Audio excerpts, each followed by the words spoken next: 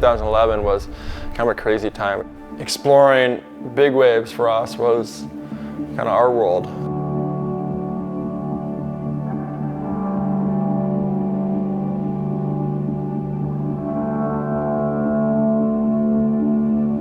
It was about big wave surfing, pushing the limits, you know, less to win, way more like, hey, how big of a wave can we paddle?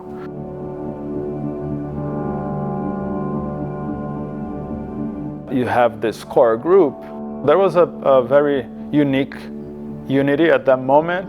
We were pushing the sport. Safety was not a priority. You relied on yourself. You knew that if something went down, it was a real slim chance that anything had happened and you could rescue anybody or do anything. And we honestly weren't prepared and didn't have that skill set. We didn't know shit. It was just loose, and which it worked for years until it didn't.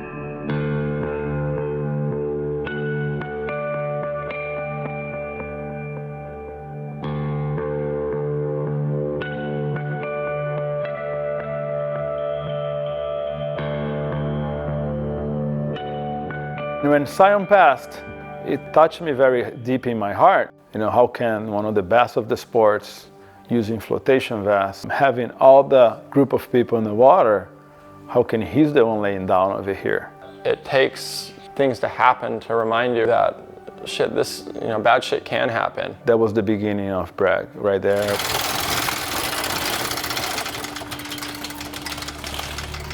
So yeah, this is kind of the place of the first BWRAG meeting with Pam. We did a CPR course right here in this barn.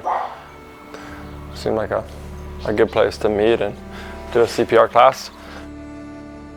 And that was the beginning of this whole safety movement. Go halfway out to the buoy, come back. When Kohl and Danilo reached out to Brian Keaulana, that was this turning into something really solid. To be able to teach people how to deal in these risky ocean environments. So what we've tried to do with BWRAG is create a 2-3 day course that packs as much pertinent knowledge as possible. You're gonna push 100 to 120 times per minute.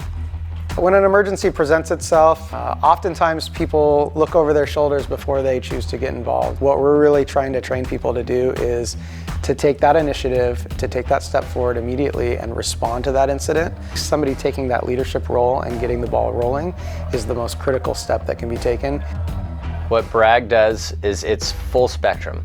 So it's looking at every different aspect of what it takes to be an effective lifesaver in an ocean environment. It is very difficult to swim somebody in. So what I want you to do is I want you to reach across over the shoulder, and I want you to try to reach down like under the armpit. Push my hip into their lower back. I'm gonna reach out and just like doing a side stroke, grab water, and my legs will just scissor kick. You need to be the one in control.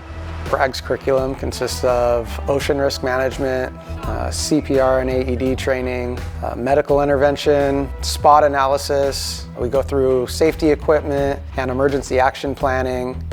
Mindful breathing is a huge element that we're working on, as well as water rescue techniques. I've cartwheeled at the bottom. I shouldn't have gone on that wave, and we're holding our breath. 16 seconds. And inhale. Recovery, breathe. Last inhale, hold. Coacher, let's walk up away from the shore break. There are many places around the world that don't have lifeguards in the remote areas that the surfers surf at. We can give them a bit of something that they can rely upon, knowing that they have some knowledge and some skill sets to be able to potentially save each other. He's gonna execute forearm to forearm, and that's the grip that we wanna offer you guys that has an opportunity to have a secondary grip if there's a slip down to the wrist. Before BWRAG, I felt prepared. I felt like I knew what was going on. I take the course and I realized how ill-equipped I was. After my incident in Fiji is when it really hit me, and I realized that, hey, it ain't just for them, it's for me. It's okay. Come on, buddy! Come on, John! Yeah, in the boat, they're trying to resuscitate him.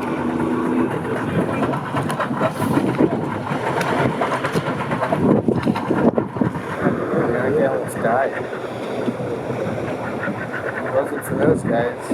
When an emergency presents itself, there's nothing worse than feeling helpless. It's not just the surfers saving surfers. It's surfers saving family members.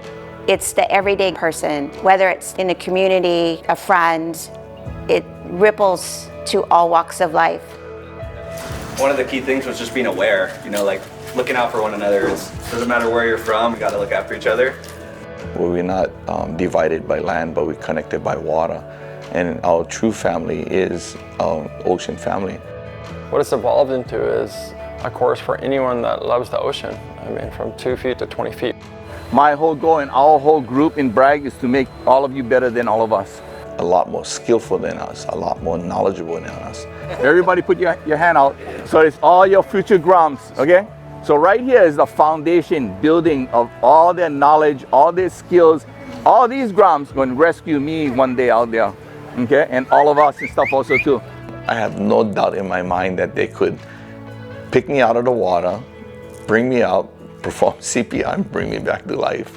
It's the confident level. I mean, on the youngest to the oldest. Everybody's going to be in that lineup together, so everybody should be able to help in case of an emergency. The reason that BRAG exists is to save lives. It's just the main reason. Being able to get home after a day in the ocean or the mountains is something that I found super important, especially as I got older. Now having 2 young daughters myself, you definitely want to come home, and you want to come home for them.